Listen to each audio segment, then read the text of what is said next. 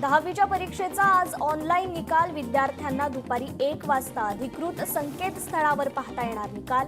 सकाळी 11 वाजता शिक्षण बोर्डाची होणार पत्रकार परिषद. मंत्रालयात आज दुपारी 12 वाजता राज्य मंत्रिमंडळाची बैठक. अवकाळी पाऊस आणि पाणी टंचाईवर चर्चा होण्याची शक्यता. भीमा कोरेगाव हिंसाचार प्रकरणी चौकशी आयोगासमोर आज सुनावणी. हिंसाचारात फडणवीसांचा हात होता. महाविकास आघाडीचे सरकार असताना शरद पवारांचं वक्तव्य.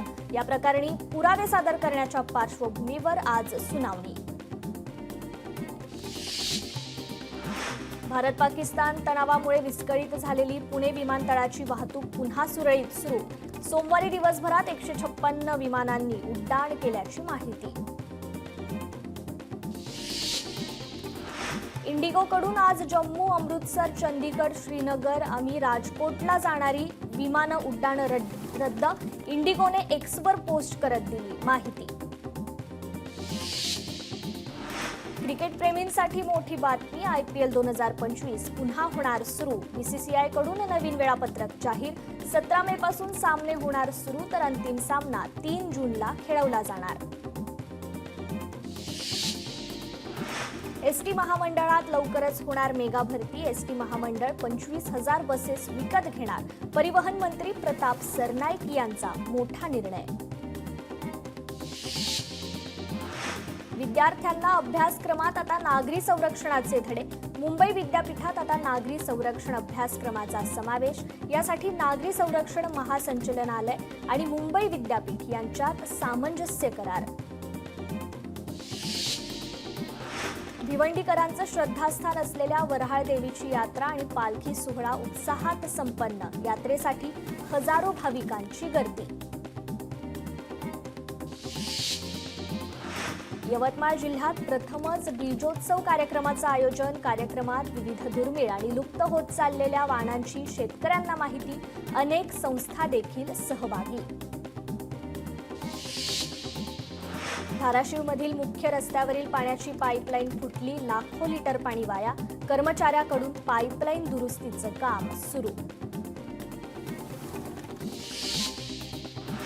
साताऱ्यात नो हॉकर्स झोनचा प्रश्न चिघळला. छोट्या व्यावसायिकांवर उपासमारीची वेळ. छोट्या विक्रेत्यांनी घेतली मंत्री शिवेंद्रराजेंची भेट.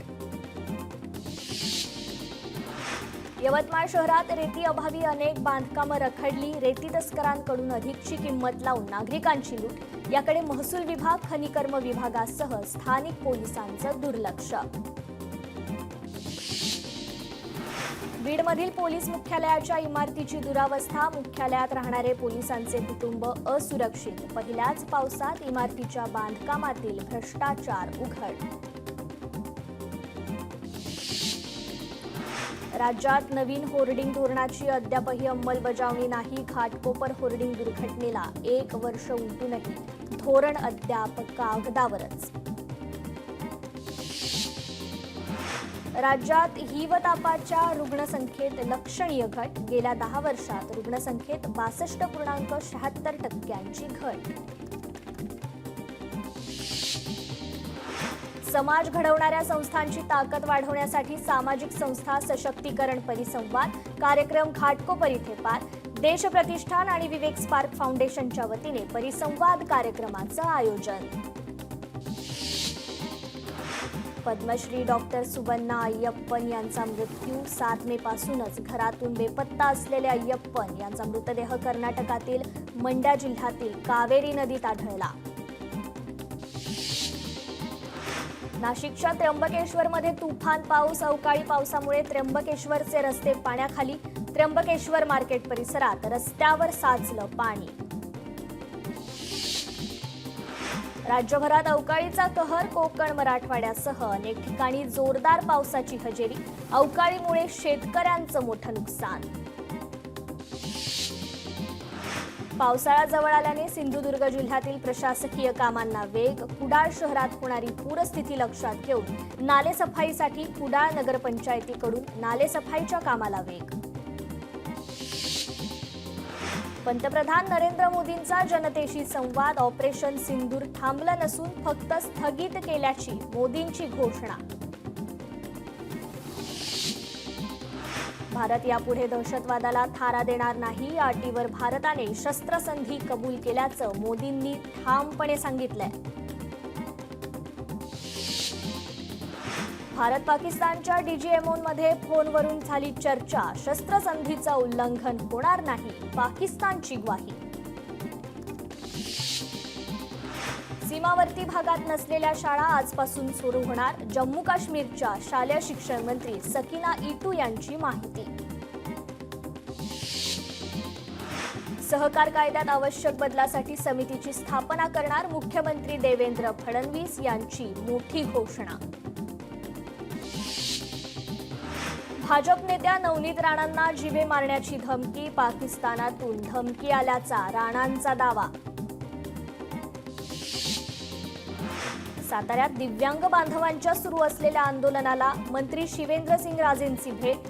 दिव्यांग बांधवांच्या मागण्या ऐकून घेत त्यावर लवकरच तोडगा काढण्याचं दिलं आश्वासन.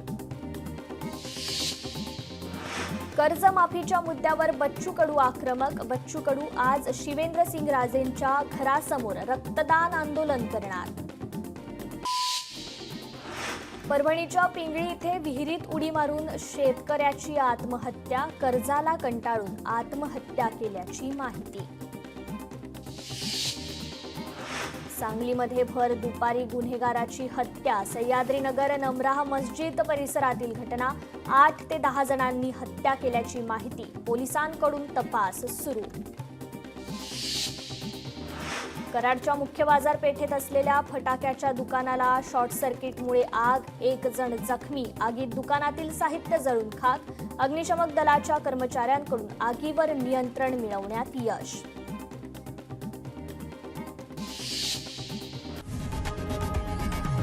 लोकशाही मराठी ऐका, पहा, जागरूक रहा.